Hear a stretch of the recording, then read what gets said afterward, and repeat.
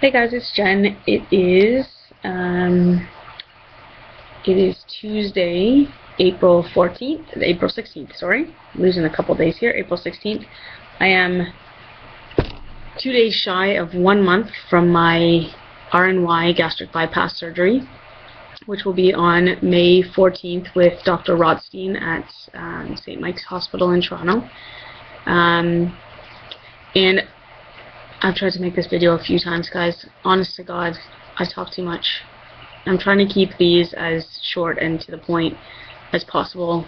I think it's kind of painful to put you guys through like 16 minutes of me babbling about the same shit. So, I guess the first thing that I want to say is that I've got friends and family who are watching this channel, who are choosing to experience this journey with me from this perspective, which is cool.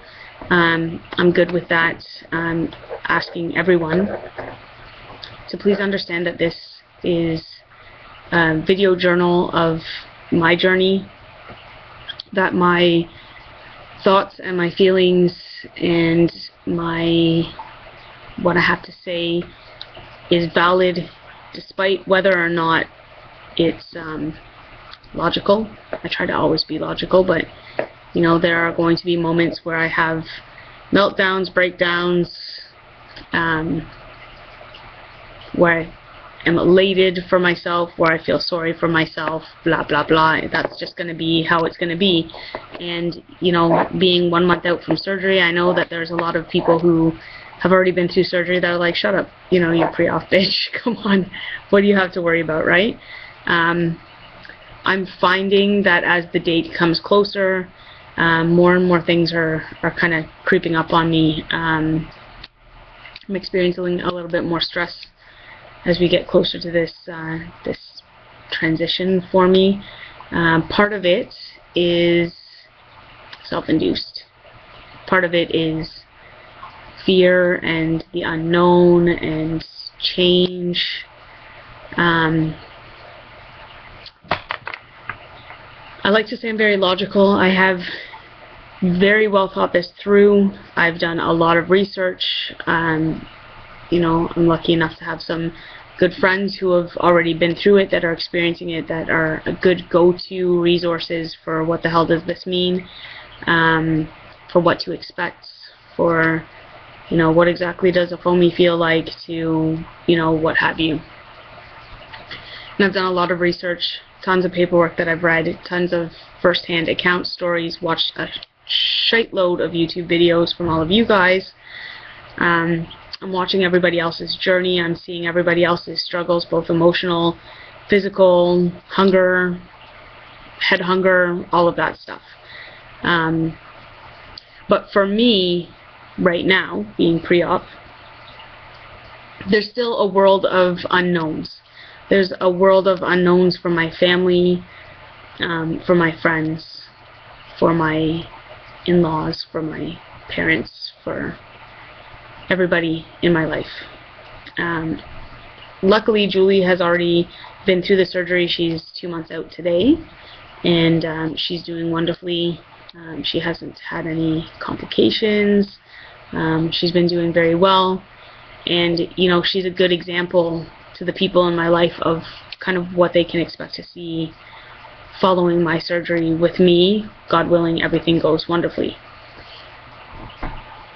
Excuse me. But the emotional aspect still takes its toll, and as it gets closer, it gets a little bit more intense. I knew going into this journey that I needed to make lifestyle changes. I knew going into this journey that some of those changes might not be easy. I knew that not only would it not be easy for me, but it wouldn't be easy for those closest to me either. It is hard to watch the people around you fearful of those changes, fearful of the unknown, what the future holds. How is Jen going to change? What does that mean for the people that are closest to me in my life? What does my changes mean? What, you know, what's coming. And, you know, the reality is that I can't answer that. I don't know who Skinny Jen is. There has never been a Skinny Jen.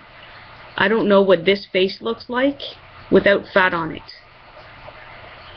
I don't know what it is like to walk in a room and potentially turn heads. I can't even imagine what, like, other than people going, like, taking a double take going, Jesus, that short girl's fat, right? Like, I don't know what that is like.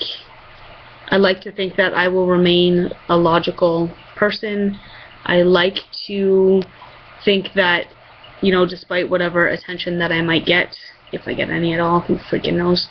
You know, guys, I'm not a spring chicken here either, right? Like, I ain't 20. But, you know, I don't know what it's like to get that kind of attention. I like to believe that I will keep my head and my wits about me. But there are a lot of unknowns for me and for everybody else around me. And, you know, I have no intention of losing weight and becoming some righteous bitch. I have no intention of losing weight and becoming something that I'm not. I like to think that right now I'm pretty true to who I am, and I like to believe that, you know, in 100 and however many pounds from now, I will also still be true to who I am as a person. And being true to who I am as a person means making some changes in my life. To me, they're not major changes. To me, they're healthy changes, but they're changes nonetheless, and change is difficult. So I'm not meaning for this to be a downer video or anything like that. I'm just voicing the pre-op fears and frustrations and stresses that come along with a future world of unknowns. You know, I can't speak to what tomorrow is going to bring. I never could. I hope it brings all good things. I hope that it brings me peace and comfort. I hope that it brings me activity and, you know, a zest for life, and, you know, the desire to be outside and to experience some new things. I want to learn how to snowboard. I want to get back to backpacking. I want to get back to interior camping in Algonquin Park. I want to try Crownland camping in the, you know, in the summers, and, you know, I want to experience those physical things that I used to and have been avoiding in the past couple of years because it's not comfortable for me. Like, I'll tell you guys a really brief story. It was, I think, the last time I ever went backpacking. I was on a trail in Algonquin Park. It's a 1 kilometer hike up a hill back to the parking lot after a 35-kilometer loop, which takes me 3 days. So if you think 35 kilometers spanned over 3 days, I'm not going very far per day. Anyway, so I'm on this hill, 1 kilometer back up to the parking lot. My wife is already well gone. I'm halfway up the hill, struggling to breathe, bent over myself, you know, trying to catch my breath, regulate my heartbeat, trying not to have an effing stroke up on that hill. And this 85-year-old, older than dirt dude who was in far better shape than me came trip-tropping past me, passed right by me, took a look at me, kept going. He's up at the top of the hill. I can see him up there. He stops, he turns around, takes one look at me, he comes back down the hill to ask me if I'm okay. He was like in his 90s, at least 80s, whatever. The point being, he was an old man. I was in my early 30s. If I was even that, I may have still been in my 20s, whatever. I was 20, 30 years old. So granted, I was smoking at the time, which I no longer do. I was well overweight. Probably about the same weight that I am currently today. I had a backpack on.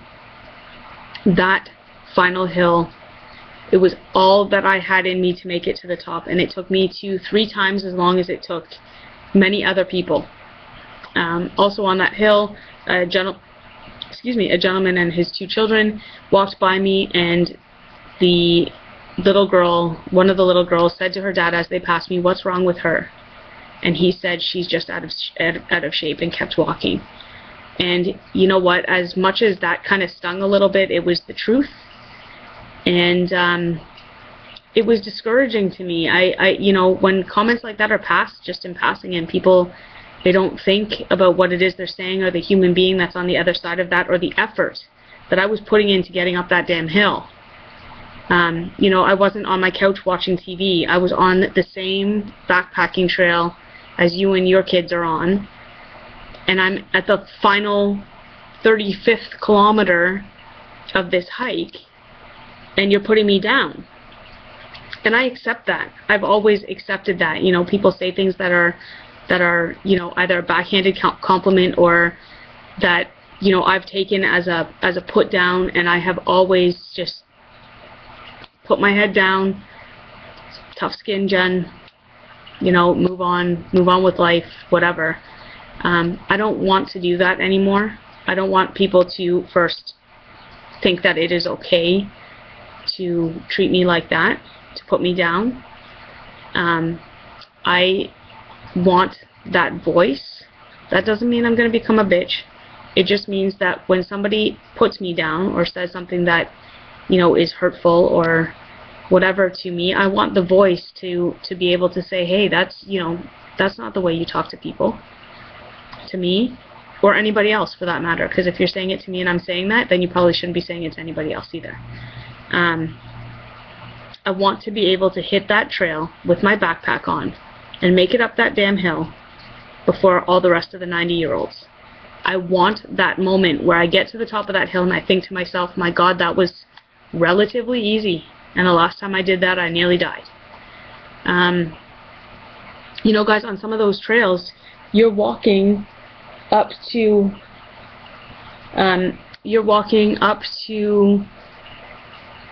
the top of a hill, and you think you got to the top, and you look up, and you're not even halfway there. And you know, in those moments, I have to be completely honest, I've had tears in my eyes thinking I cannot make it the rest of the way up that. I did obviously make it. I'm still here to talk about it today. And there's some great pride in, you know, despite the fact that my physical limitations and my weight and the excess, you know, the excess that I'm carrying with me, I'm proud of the fact that I did those things. But I'm not proud of the fact that I've gotten to the point where I avoid those things. And this is one of the main reasons that I'm opting for this surgery, to be able to get back to those things, and to avoid a potential future of health issues. My mother has diabetes. I have an aunt that passed away recently, very young, of heart disease. There is heart disease in my family. There is cancer in my family. There's blood diseases in my family. There's bowel diseases in my family. Luckily, knock on my wood here, I don't have any of those problems yet. But my doctor during my last physical said to me, and I quote, that if I weren't looking at you, I would think that you were a young, healthy woman with no issues. He said, looking at you, I'll guarantee you that in 10 years, you will be in my waiting room waiting to see me once a week.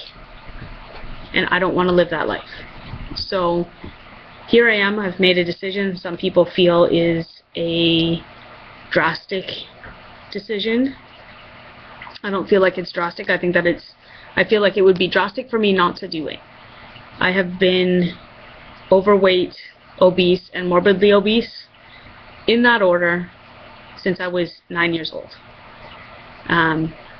And if you're thinking at 9 years old what happened, nothing happened. I started going through puberty. I exploded into a fat little kid. And you know what? When you're a fat little kid, then self-esteem issues come with that. Self-worth issues come with that. That kind of stuff, it comes along with the territory. I try and have always tried to separate myself emotionally from my physical appearance. I have been lucky to have love I've been lucky to be blessed with so many other great features. I'm lucky, I think, to have a pretty good sense of humor. And you know, life is not all bad, but I do want to be healthy.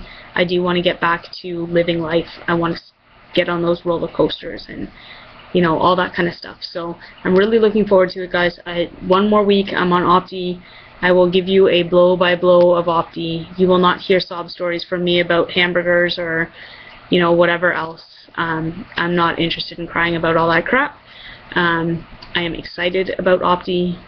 I will not be here complaining to you about Opti. Cannot wait. The countdown is on 1 month from, technically it's 4 weeks even today. 1 month minus 2 days. 1 month minus 2 days from the 14th to the 14th, but that's not here nor there. Anyways, guys, I'm going to let you go. I've babbled too long. 16 effing minutes again. I will talk to you all later. 1 week today, Opti. Wait for it.